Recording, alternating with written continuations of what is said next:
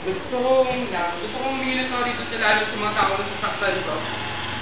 Alam ko masakit ako magsalita, pero mas gusto ko nang masakit ako magsalita kesa sa iba ko kayo sabihan ng salita na gano'n.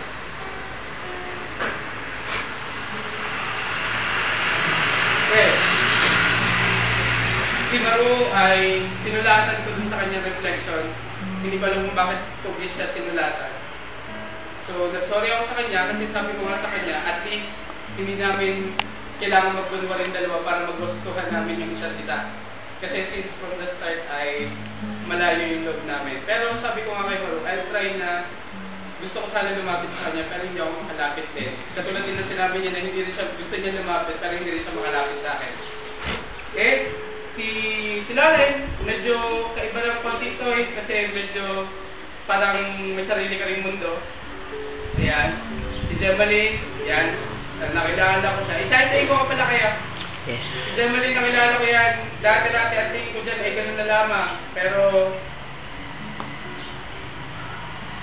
iba siyang bata. Iba ang isip niya sa siniisip ng iba. So lahat kung iniisipan niya ng masama si Gemaline, hindi siguro basihan ng marami. Hindi siguro mas basihan na siya umaangkas sa motor ng kanyang boyfriend na nakikita niyong pag-alagala. Iba yun. Ibang usapan pagdating sa isa ibang parte ng buhay ni Gemaline.